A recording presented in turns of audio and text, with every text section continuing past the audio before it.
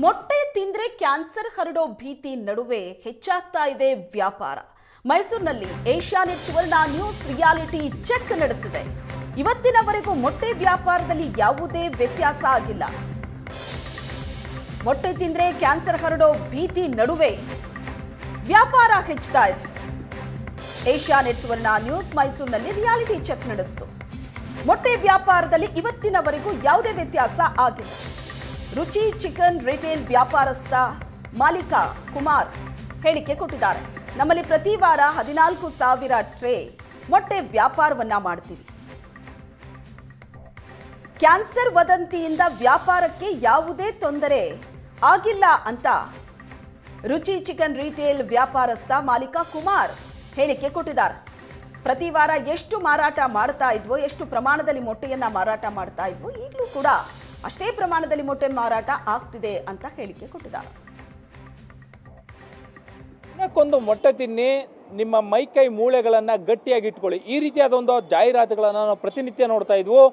ಜನರಿಗೆ, ಅದರಲ್ಲೂ ಕೂಡ ಮನುಷ್ಯರಿಗೆ ಪ್ರತಿನಿತ್ಯ ಮೊಟ್ಟೆ ತಿನ್ನೋದ್ರಿಂದಾಗಿ ಮೂಳೆಗಳು ಗಟ್ಟಿ ಆಗ್ತವೆ ಅಂತ ಹೇಳ್ತಾ ಇದ್ರು. ಇದೇ ಕಾರಣಕ್ಕಾಗಿ ಶಾಲಾ ಮಕ್ಕಳಿಗೂ ಕೂಡ ನಿತ್ಯ ಹಾಲಿನ ಜೊತೆಗೆ ಮೊಟ್ಟೆಯನ್ನು ಕೊಡ್ತಾ ಇದ್ರು.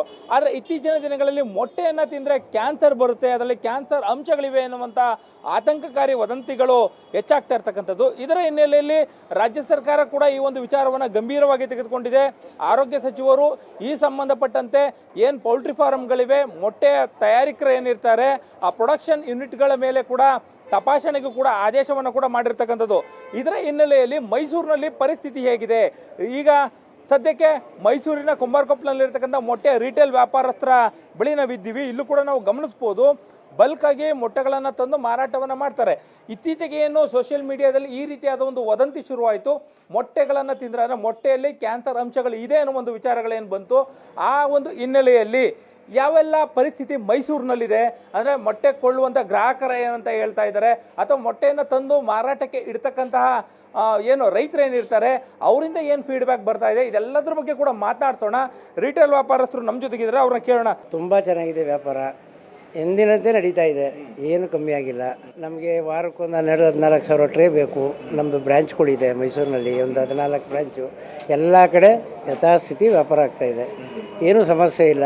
ನಾವು ಫಾರ್ಮರ್ ವಿಚಾರಿಸ್ತೋ, ನಾವು ಡೈರೆಕ್ಟ್ ಫಾರ್ಮಿಂದ ಬರೋದು, ಹಂಗಾಗಿ ಅದರಲ್ಲಿ ಏನೂ ಸಂಶಯ ಇಲ್ಲ, ಹಂಗಾಗಿ ತೊಂದರೆ ಇಲ್ಲ, ನಡೀತಾ ಇದೆ ವ್ಯಾಪಾರ.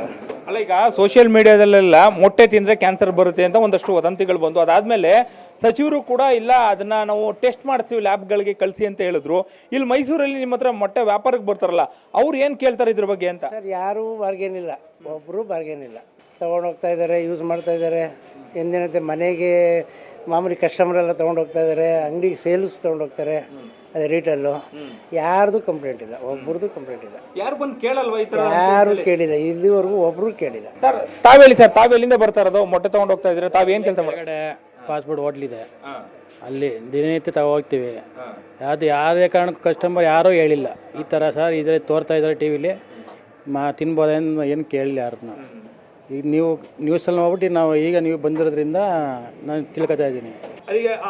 ಯಾಕೆ ಈ ಥರದ ವದಂತಿ ಅಂತ? ಅದು ಸುಳ್ಳು, ನನ್ನ ಪ್ರಕಾರ ಸಹ ಸುಳ್ಳು ಅನ್ಕೋತೀನಿ. ಅದು ನನ್ನ ಪ್ರಕಾರ.